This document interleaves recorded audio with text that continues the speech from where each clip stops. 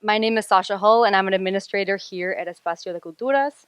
And on behalf of our director, Jorana Mendelson, who you all know, our assistant director, Marija Kavtaradze, and our entire team, we are so delighted to welcome you to tonight's event. This is the second public program with our fall 2025 visiting scholar, filmmaker, and collager, Isabel Coixet. Yes. We began Isabel's public programs earlier this semester with a marathon of 4 of her films, which was a really wonderful way to kick off the semester and introduce her work to the community. Tonight, we are thrilled to continue her programming with the screening of Slow by Marija Kavtaradze, the first in a 3-part film series titled Landscapes of Intimacy, curated by Isabel Coixet. And Marija is here with us tonight. This series will explore how connection, intimacy, and vulnerability are expressed through cinema, a theme that runs through Isabel's graduate seminar of the same name, Landscapes of Intimacy. Slow premiered in 2023 at the Sundance Film Festival and follows the evolving relationship between two characters as they navigate the boundaries of love and physical intimacy. It's a delicate, beautifully observed film that invites us to reflect on how language, both spoken and unspoken, shapes connection and desire. We are honored to have director Marija Kavtaradze with us tonight, who traveled all the way from Vilnius, Lithuania, to join us here in New York. Woo! And following the screening, she will join Isabel for a conversation about the film and its creative process. Please join me in welcoming once again Isabel Coixet and Marija Kavtaradze, and enjoy the film.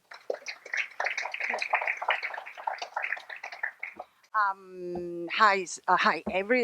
Thanks, thank you all for being here. And I just want to say one thing, because if you oversell a film, then it's like, it's not the masterpiece she said it was. But I have to say, when I saw this film, the first thing I thought is, why I didn't make this film myself. And then I remember I traced, I looked for Marija and I said, I love your film. I really, really, really love your film. And I want this film be seen by the whole mankind. These things are very wishful thinking, but for me, this film expressed everything I want to share with my students in this seminar, Landscape of Intimacy. And I'm very happy I had the opportunity to invite Marija to be with all of you. Marija, come, say something. Hello, thank you so much for coming. I'm very, very happy to be here. Thank you so much, Isabel, for inviting me. It really means a lot. And I said before, I will also try to watch this film with you. First time after, I think, 2 years already. So maybe the conversation will be even more interesting when I refresh my memory and watch it with a little bit new eyes. So thank you very much and have a good screening.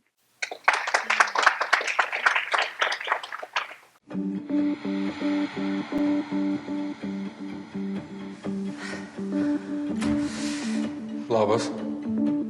Dovydas. Elena. Malonu. Malonu. Žinai, kas keista? Man nieko neprimeni.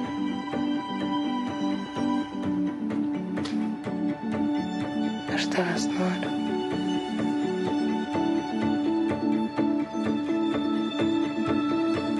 Aš seksualus.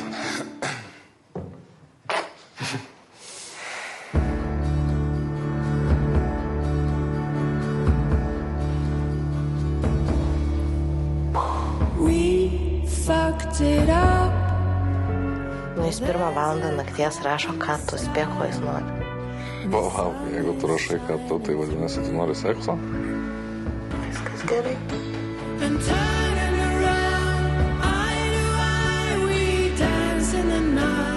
Kas yra tas vyras?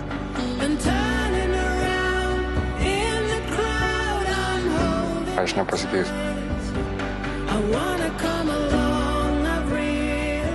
Man niekada nebus nesvarbu. Tikrai.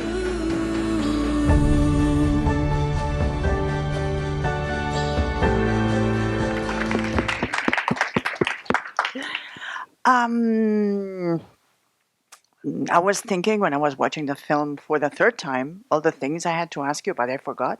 But let's start with the end. Did you were tempted to finish the film when Davida says, "I will never stop caring"? Because then it's the ending. And I guess a lot of people would think, "Oh, this is so nice." They love each other and whatever. He's jerking on the shower, not on her, but. Well, yes, I think I was actually never thinking to end it there, but I know a lot of people would prefer that. It's interesting because that scene where he is saying, "I never felt that way," I always call that scene a breakup scene, and my editor always called it the getting back together scene. And I had a very, very closed ending, actually. I had an ending where Dovydas has a new girlfriend, and it was very kind of clear how it ends. But I felt something is not true about it, because the whole film, I felt that the characters are showing me what to do, or they are kind of leading me. And at the end, the way it was written, I really liked it on paper, but I really felt that I wrote it. I put this, very clear full stop in a way. So I knew, in a way, I have to be more open at the end. Yes, but I don't know why I didn't want now. Why I didn't want to end in that part, but I think mostly because I knew I really wanted to see Elena having passionate romance at the end. The thing is, sometimes we don't know why we choose the endings we choose, but in a way they are. When you finish a film, when you're editing, it's so clear. Like they have to fin the end like this. You shoot the film in 60 millimeters, like you. And I think that gives the film this, this feeling of being with them, like sweating with them, like like the skin, the shining in the skin, all this, and it was something you choose from the beginning. Yes, so actually 16 millimeters I had in my mind when I just started writing. And I had no experience with 16 millimeters. I never worked with film at all. But I started writing, and I didn't even have the first draft, but I called my cinematographer and I said, "Oh, I'm thinking maybe, do you think it would be possible?" And he's like, "Yeah, we can think about it." Because also when you developed the film in Lithuania, there is like labs? No. Okay. We developed in Sweden. Yeah, we have no labs. But we had co-production of Sweden, and they have good labs. So, but of course, then when we were shooting, we would get it. The first material we only got at the end of the first week of shooting, so it was very stressful. And when we were celebrating after party of the film, we still didn't have like 1 week, so I was still not very relaxed. Yes, but we had before the main production, we had teaser. Let's say we shot a short teaser. It was in development for co-production and so on. And then for the first time I tried working with 16 millimeters. My only fear was, okay, will I manage, to do with actors? Because of course then you are more, you have to count and so on. Because we didn't have, endless amount. You cannot have like, 10 takes, because it's like a lot of money, a lot of time. Yes. But actually I I don't know, at the end I loved it even more, and I realized I don't need a lot of takes. And the most takes I would do in the most stupid places, like when the doorbell rings and David has to, put a shirt on and leave like something really, really simple, or Alana walks down the street and I do like 6 takes. And the most difficult scenes were 2 takes. So yeah.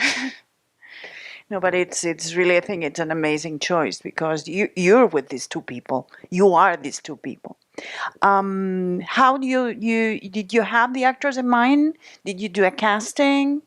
How was the choice for the actors? Yeah, so with Alana, Greta, I had her quite early when I was writing, because I didn't have endless opportunities, because I knew it has to be a real dancer.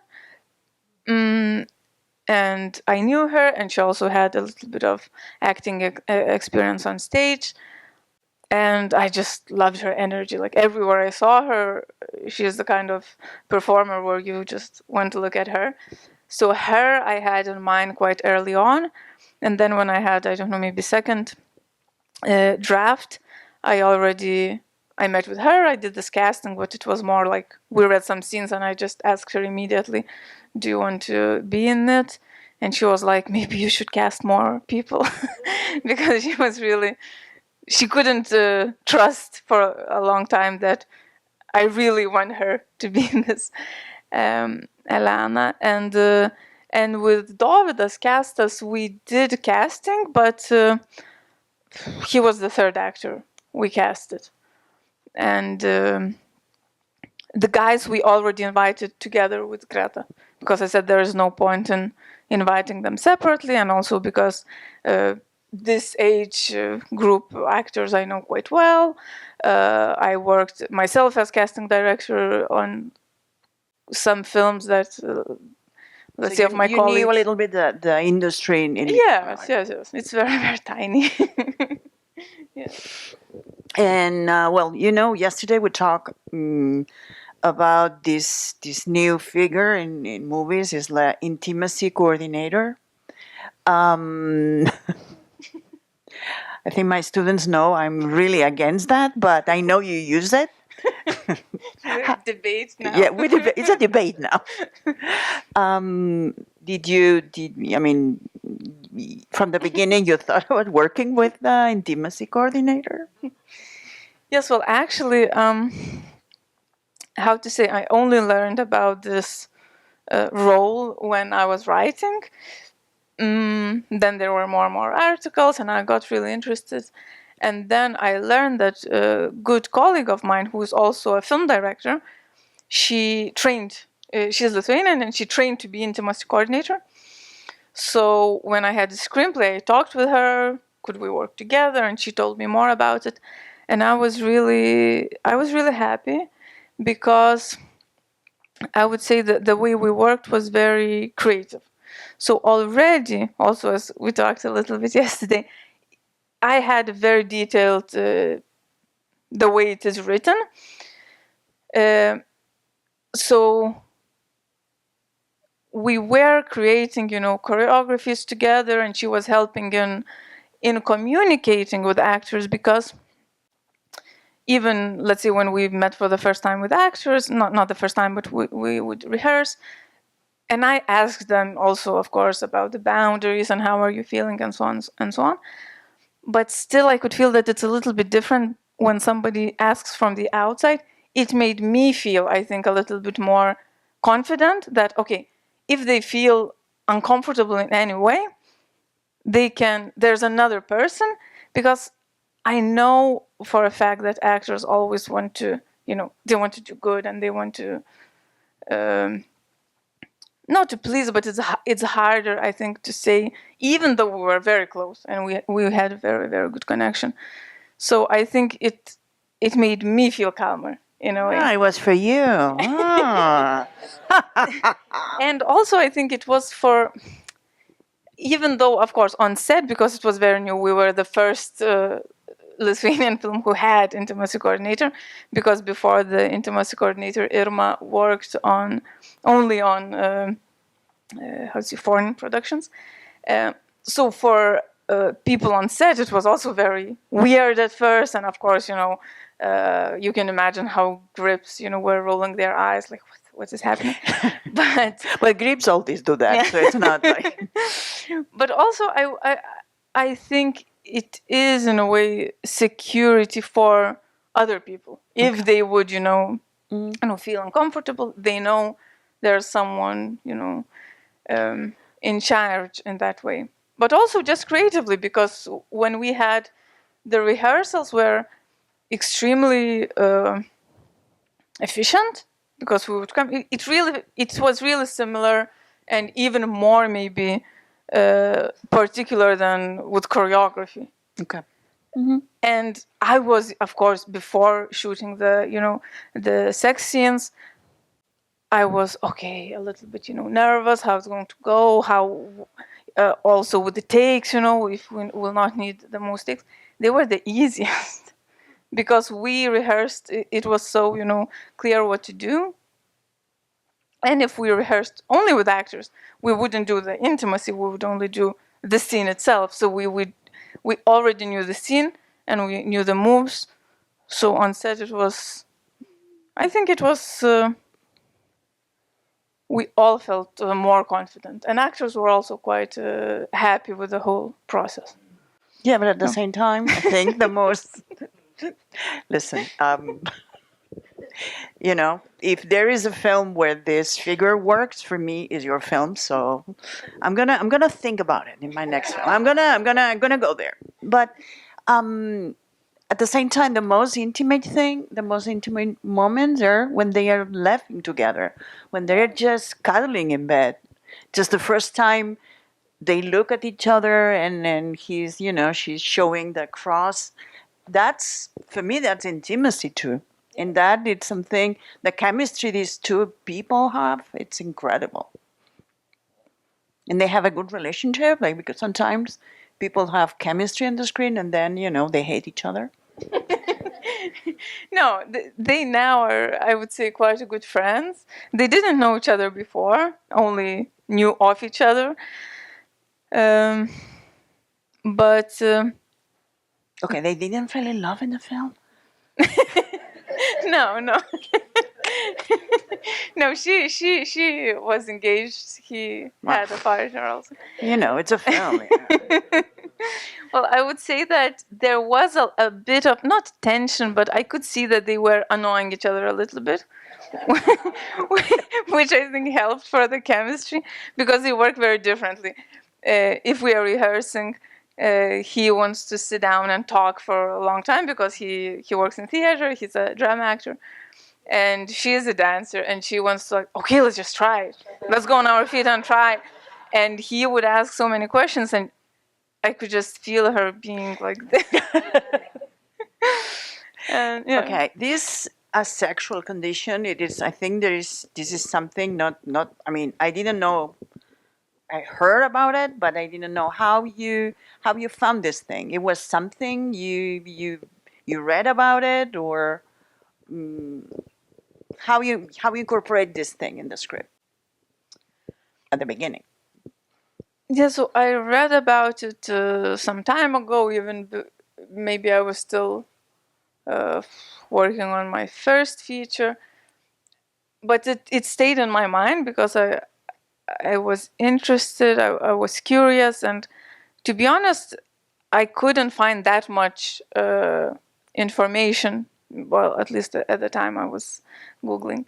But later, of course, there were more. And you met people who were asexual?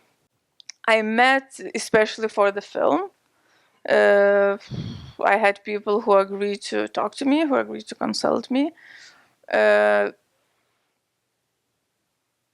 Yes, but at the same time, I see, and I know, because I know criticism, and of course not everyone likes the way it's portrayed. And you mean the people who are asexual? Yes, or not only, but because we do feel, and now I was watching, as I said, after a long time, it is mostly through her perspective. So we are more with her.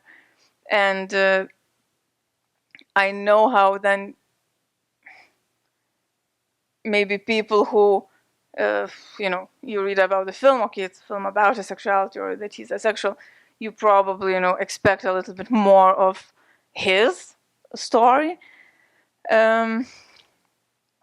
So I understand how it can be also a little bit. Yeah, but I think you talk, I think in the film you show him with a lot of respect. It's like, I don't feel it's just her perspective. It's more her needs more than her perspective. No, I feel sometimes I'm with him and I understand him. Well, I think in many parts it's easier to like him.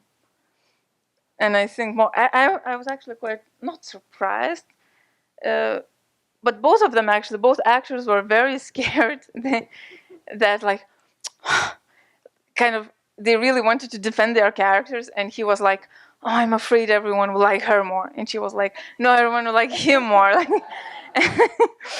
and I really liked both of them, and I really felt for both of them, but. Well, we did hear way more criticism for her, and I see why. But at the same time, I just think they're both very... Female desire is always like criticized, so it's not... It's not just in your film. We talked with Greta also about it a lot, but it is very, how to say, a sensitive situation, because he's asexual, and it is, otherwise we would... Maybe it would be more clear that, okay, they are criticizing because it is a little bit difficult to accept female sexuality, which also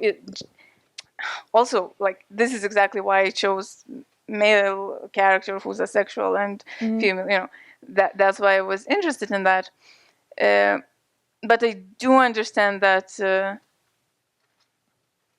it is tricky. It is hard, I think, to accept both of these positions. Yeah, but that's what makes a film interesting, no? If everything is, for me, in your face, it's like, oh, okay.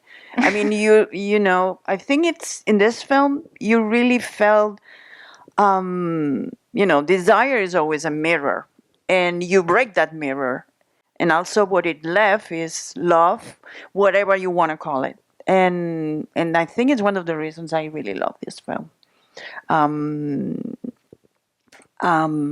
There is something also. I think the fact you use also the language for deaf people is very interesting. I think also this is the first time I saw a film where it's a part of their life. The same way you I think you portray very well what it is day life in people who live together, and I love the moment with the choreography with when they are drawing the clothes. I love that. It's like also he's really he's doing more than a bunch of men will do for someone even they love. No? Like he's really getting into her world. But also, I really like the way all these things are shown as part of their life. Not like, I guess in an American film, something like this will be like, like they hammer you with, and the brother is deaf, so he is an interpreter, no? And I think the way you show it, it was beautiful. You're welcome. And no, I wanna ask you something because I don't know, most people don't know about how's the film business, the film world in your country, Lithuania. Yes. How many films a year and all these things? Yes. So, in general, the past few years, or even more, to be honest, we have a really interesting film scene and films traveling, throughout the festivals, and fiction and documentaries who were good for a long time, but now also fiction, so we're happy, and just really how to say, a lot of talented people creating in Lithuania because we have a good, as I told you, a little bit good conditions with the film center. It's very, I would say we're very lucky. If we don't, get also a Invaded by Russia, yep, you do really. this, yes, and already short explanation that we are already from the inside being invaded by very bad power with the cultural ministry being given to very, very populist party. So, as we say, we were always afraid of drones coming in from Russia, and we didn't realize, oh, they're inside. So this is something we're currently really worried about. And if not that, then I believe everything will be good with Lithuanian film because there are really talented people. But now we are all kind of focusing on defending the democracy. One of the things also, the production of this film, you had, one of the things in the States people are some trouble understanding is how all these co-productions are made and how the possibility of a co-production made films like yours possible, like Sweden, Spain, your country, and some other country. Three countries. Yes, so I can. The country, like our country, Lithuania, has to be the biggest. So we have to get the biggest amount of money from Lithuania, and then we can look for co-production. Without securing money in your country is almost impossible to get. But then with the It's public money. Yes, public money, film center. So that's why, as I said, we are very lucky because we do not have to worry about paying back, and of course we try and we want to get as many audience as possible, but it's not something that we have to worry about.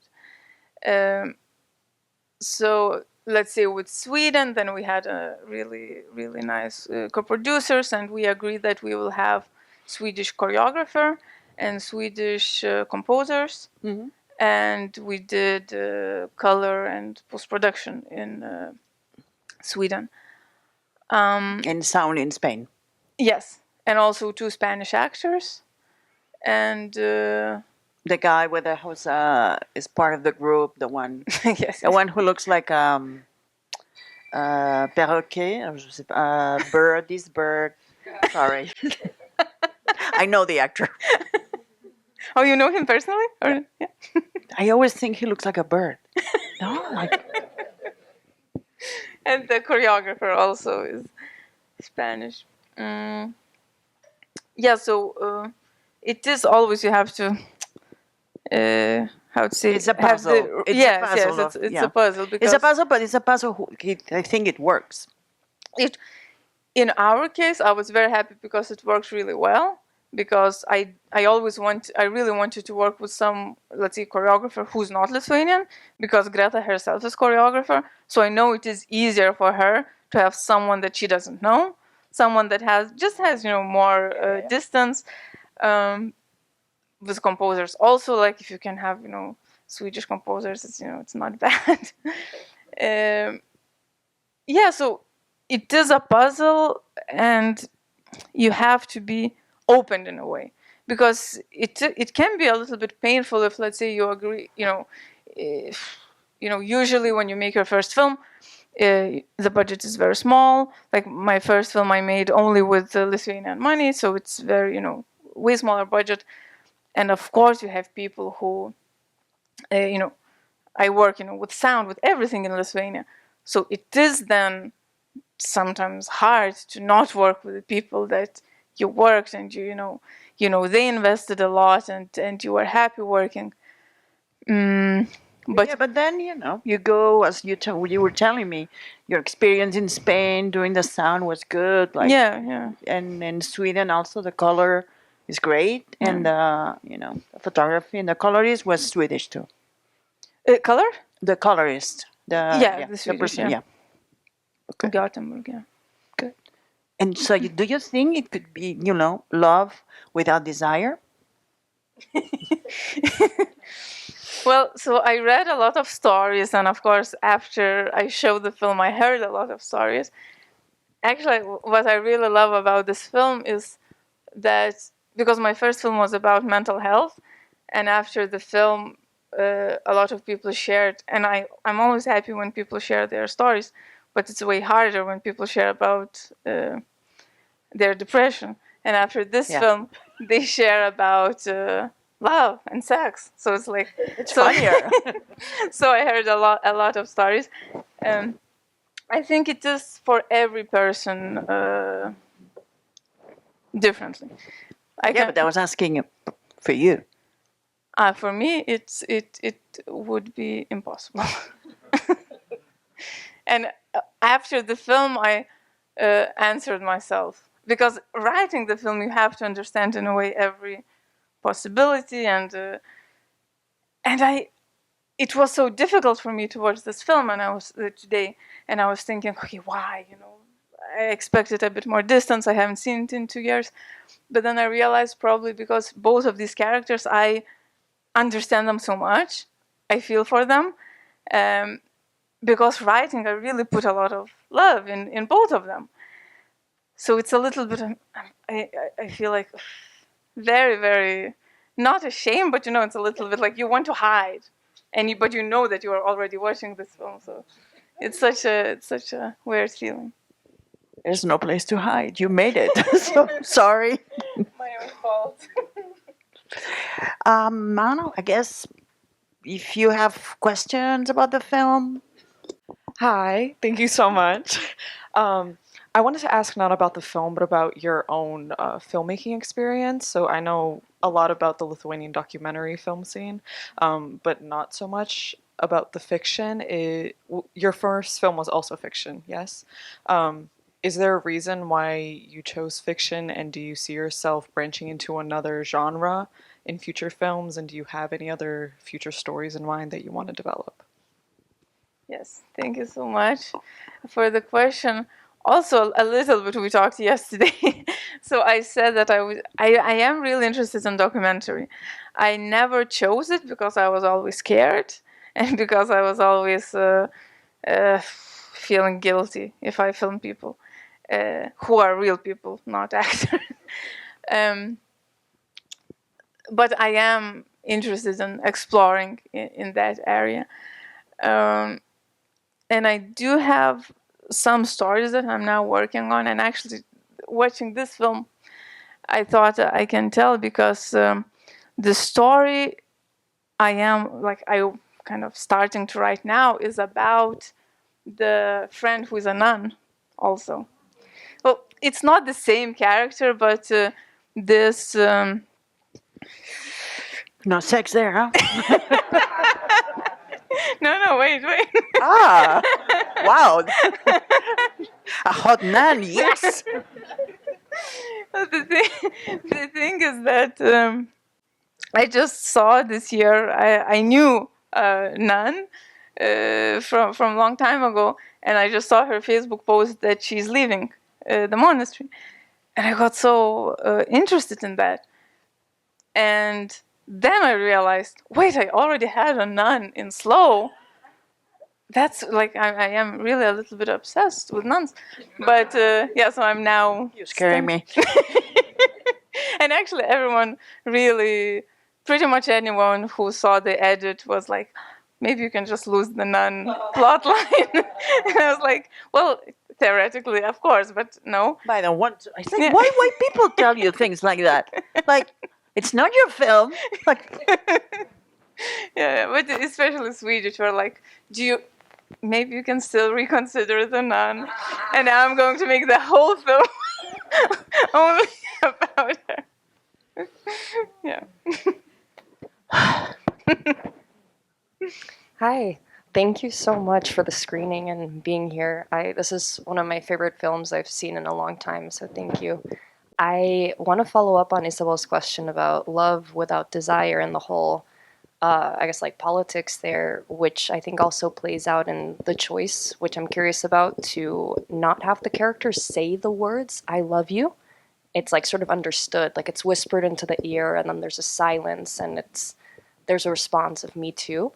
And I think that opens up like a big space and question around the issue of love and what that could be. And so I was curious about your decision to do that. Like, what was your intention behind that choice? And what does that tell us about the possibilities of love as displayed in these two characters? Thank you. Thank you so much. So actually, originally, I wanted the first time to hear "I love you" was in their big conflict when she's like, "Are you a Buddhist?" That's one. And then she says, "What are you talking about? I love you," kind of angrily. And I always thought that this would be the first time. And the time that you mentioned when he whispers in her ear was actually improvisation, or not entirely improvisation, but we did these things called little surprises. So it was sort of like a game that either I tell him something or her something, or sometimes they would be like, "Can we do this for you?" So what it means that we don't know what's going to happen in a take, but we know the scene really well.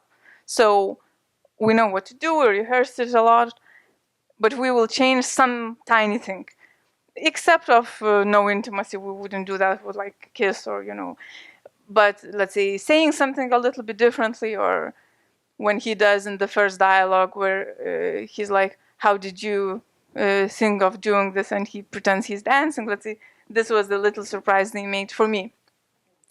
So in this case, I think it was the surprise I gave for him. I was like, just say, that you love her. And I don't even remember if we planned that it will be in the ear, but I can see that she is actually a little bit surprised, or that she reacts naturally. And then I'm watching the film and I'm thinking, how could I not think that I need that? Like, how could I not wrote it in the screenplay? Because now when I watch it, for me, it's obvious that I need, as you say, not necessarily saying out loud, but just to still have that, step in a way. But for me, on paper, I don't know, when I was writing, I thought it's really romantic if you say it the first time in, a fight, for some reason. Yeah, but this is one of the beautiful things about set, being on set, like life created there, and that's why we love what we do, because that life happened, and then you're there, and the camera takes it, and you have it in the editing, and Yes, and then I yeah, because when you're by yourself or writing with someone. Everything is perfect, and that goes to that, but that part of a film being alive is that. Yes. Hello. First of all, thank you so much for making this film and being here to answer these questions. Enjoyed it very, very much. So I guess my question was a bit about, there were certain parts, tiny parts, and maybe I just felt that certain conversations felt so real and so like just natural, in terms of, like, I think just the tattoo and the way it was described, and also the headband being a telephone kind of thing. And I was just curious to know, are these things that you kind of imagine, or you pick them up, or what is when you're writing it, how do you make it seem so natural? Because of course you are writing it on a piece of paper, but also make it seem like, no, this is really happening.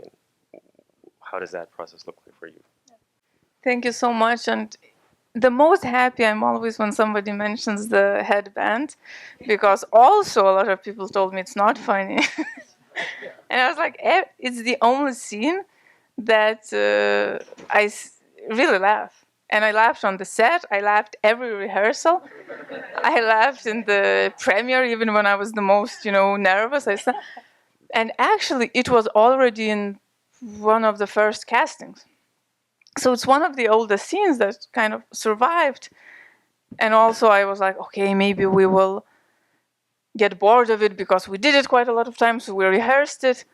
But because it was always funny for him, and the way he laughs, it's his real laugh. So it's how to say contagious in a way. And I think this scene helped him as an actor, because we were talking with him a lot about his sense of humor, and he said that his sense of humor, David's sense of humor, is different from the actor's sense of humor. And he said when he kind of unlocked it, for him, he became way more clear. But yes, most of the dialogues are scripted. And actually, today I was also watching, and some I can feel that they're even too scripted for me, because just some sentences are too weird in a way. And maybe it's a language thing. You know, when you know your language, you're more critical.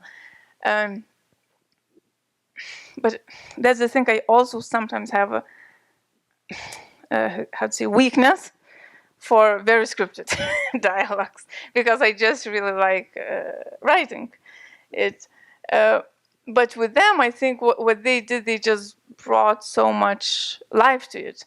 So even though, you know, we rehearsed, each scene was, there is no scene that wasn't rehearsed that we see, because, you know, it was also my, explanation that we are shooting on film, so it has to be really rehearsed. But I'm like, now I'm thinking either way I would like that.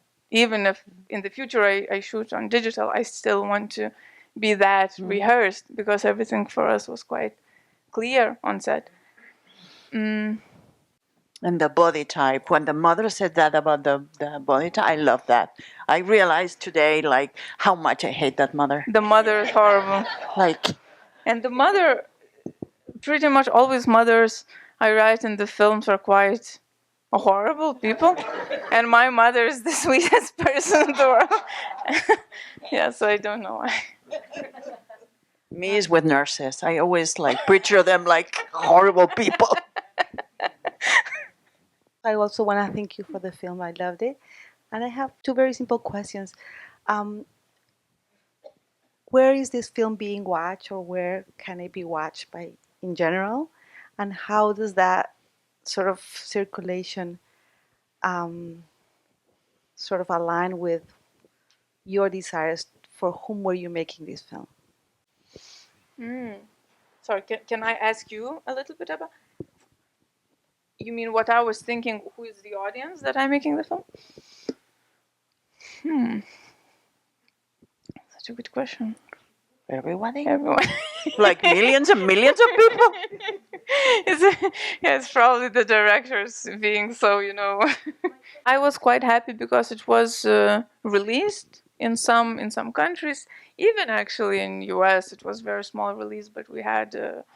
And in Paris, in France, it opened like recently. 2 months ago. You know, there is a world out there. Yeah. So it was. Of course, it is still thinking where it traveled. It's more the festival, but I was really happy that it did well in my country, in Lithuania.